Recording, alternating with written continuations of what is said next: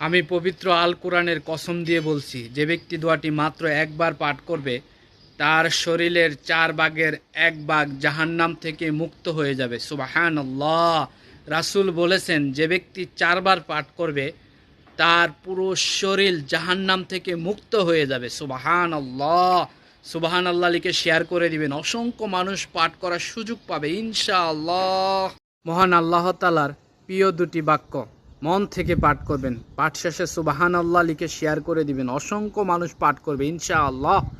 সুবহানাল্লাহি ওয়া বিহামদিহি সুবহানাল্লাহিল আযীম। যাদের অতিরিক্ত গ্যাসের সমস্যা আছে এবং খাবার খেলেই, কোনো কিছু খেলেই গ্যাসের সমস্যা করে, তারা খাওয়ার পরে আল্লাহ তাআলার এই পবিত্র নামটি ইয়া সালামু 7 বার পাঠ করে 1 গ্লাস পানিতে ফু দিয়ে খাবেন ইনশাআল্লাহ। ইনশাআল্লাহ অনেক ফজিলত পাবেন ইনশাআল্লাহ লিখে ভিডিওটি শেয়ার করে দিবেন ইনশাআল্লাহ। যদি কোনো ব্যক্তি সকালে ঘুম থেকে উঠে আল্লাহ তাআলার পবিত্র নাম ইয়া কুদ্দুসু 7 বার পাঠ করে 1 গ্লাস পানিতে ফু দিয়ে খেতে পারে, তাহলে তার কিডনি ভিতর থেকে পরিষ্কার হয়ে যাবে। সুবহানাল্লাহ। যাদের শরীরে ব্যথা তারা এই দোয়াটি পাঠ করুন, আল্লাহর রহমতে সাথে সাথে আপনার শরীরের ব্যথা দূর হয়ে যাবে। সুবহানাল্লাহ। সুবহানাল্লাহ লিখে শেয়ার করে দিবেন ইনশাআল্লাহ।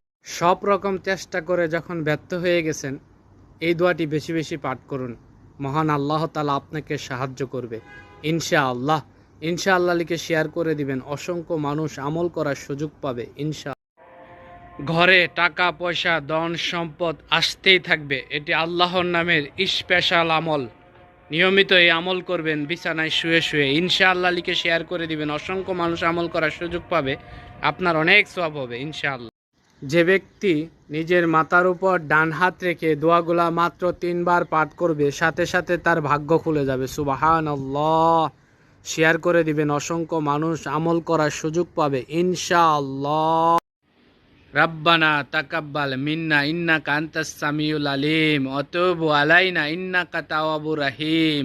একবার পাঠ করে আলহামদুলিল্লাহ লিখে শেয়ার করে দিবেন ইনশাআল্লাহ। আল্লাহর কাছে রিজিক চাওয়ার গুরুত্বপূর্ণ দোয়া, প্রত্যেক নামাজের পর দোয়াটি পাঠ করবেন ইনশাআল্লাহ। ইনশাআল্লাহ লিখে শেয়ার করে দিবেন, অসংখ্য মানুষ পাঠ করার সুযোগ পাবে, আপনার অনেক সওয়াব হবে ইনশাআল্লাহ। লা ইলাহা ইল্লাল্লাহুল মালিকুল হাক্কুল মুবিন মুহাম্মাদুর রাসূলুল্লাহি সাদিকুল ওয়াদিল আমিন। সবাই পাঠ করবেন, পাঠ শেষে আমিন লিখবেন, সওয়াবের নিয়ত করে শেয়ার করবেন, লক্ষ কোটি মানুষ পাঠ করার সুযোগ পাবে ইনশাআল্লাহ। এই দোয়াটি কাবা শরীফের গিলাফে লেখা আছে, যে ব্যক্তি এই দোয়া পাঠ করবে আল্লাহর রহমতে তার কবরের প্রশ্নের উত্তর মহান আল্লাহ তাআলা সহজ করে দিবেন, দুনিয়াতে অধিক পরিমাণ ধন সম্পদ দান করবেন এবং কিয়ামতের দিন ক্ষমা করে দিবেন। সুবহানাল্লাহ। আলহামদুলিল্লাহ। অবশ্যই শেয়ার করবেন ইনশাআল্লাহ। সকলেই মন থেকে একটিবার পাঠ করবেন, পাঠ শেষে আলহামদুলিল্লাহ লিখবেন, সওয়াবের নিয়ত করে ভিডিওটা সর্বোচ্চ শেয়ার করে দিবেন, লক্ষ কোটি মানুষ পাঠ করার সুযোগ পাবে, তা আপনি অনেক অনেক নেকি পাবেন ইনশাআল্লাহ। সবাই মন থেকে আমিন লিখে শেয়ার করে দিবেন। হে আল্লাহ, আপনার এত সুন্দর সুন্দর নামের উসিলা করে আমাদের জীবন থেকে সমস্ত বিপদ আপদ বালা মুসিবত দূর করে দিন, আমিন। রাসূলুল্লাহ সাল্লাল্লাহু আলাইহি সাল্লাম যখন অসুস্থ হতেন এই দোয়া পাঠ করতেন, আমরা সকলেই শিখে নিব ইনশাআল্লাহ, এবং কেউ অসুস্থ হলে দোয়াটি পাঠ করব, শেয়ার করে সকলকে জানিয়ে দিব, পরিবারের সকল সদস্যকে ভিডিওটা শেয়ার করব ইনশাআল্লাহ। অবশ্যই কমেন্ট বক্সে ইনশাআল্লাহ লিখব। বিশ্বনবী হযরত মুহাম্মদ সাল্লাল্লাহু আলাইহি সাল্লাম বলেছেন, এটা অনেক দামি সূরা, এটা অনেক মূল্যবান সূরা, নিজে শিখবেন, শেয়ার করে অপরকে শেখার সুযোগ করে দিবেন, অবশ্যই ইনশাআল্লাহ লিখে শেয়ার করবেন ইনশাআল্লাহ। আপনি কি জানেন প্রিয় নবী হযরত মুহাম্মদ সাল্লাল্লাহু আলাইহি সাল্লাম সুস্থ থাকার জন্য প্রতিদিন ফজরের নামাজের পর এই দোয়া পাঠ করতেন?